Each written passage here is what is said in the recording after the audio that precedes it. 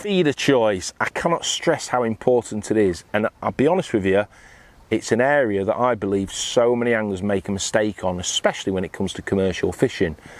I suppose it's understandable in a way why people make this mistake, and that is, you think about going to a commercial venue, you're going to catch big fish, you're going to catch loads of fish, you get loads of bites, so let's get a big feeder on. Doesn't work like that.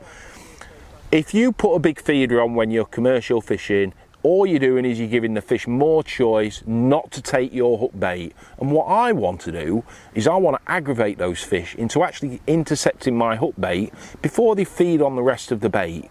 So for that reason, my go-to feeders for commercial fishing, for let's say up to 40 meters, are these two feeders here. Now, the two different ones, you've got a flatbed method feeder and you've got a hybrid feeder. For flatbed method feeder work, this is ideal when you're mixing pellets and ground bait together and you're fishing against an island. As you can see today, I've been fishing against that far bank, really shallow water. I want my mix to kind of like break free from the feeder quite quickly.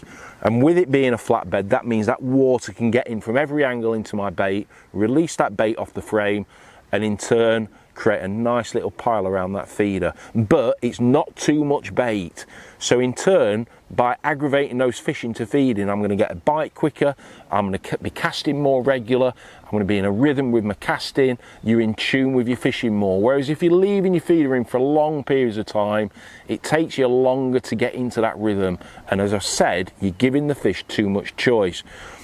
As well as that, the walled hybrid feeder. Now, to me, it's the most versatile feeder when it comes to all-round fishing, and especially commercial fishing.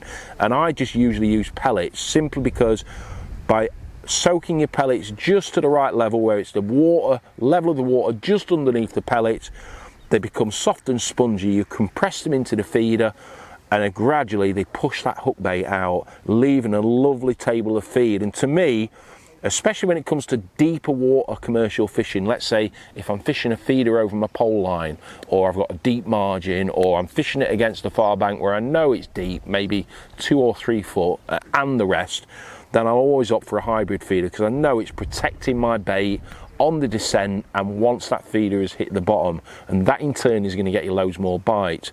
When it comes to longer ranges past 40 meters, that's where I opt for a slightly bigger feeder, and that is to compensate for the further distance you fish out. You've got to compensate for your feeder landing a little bit more aggressively on the surface, which, as we all know, there's bait bound to be coming off on that surface, and by just using a slightly bigger feeder ensures that when that feeder's on the bottom, you have still got bait in your feeder to attract fish and home them in into your feeding zone and hopefully take your hook bait.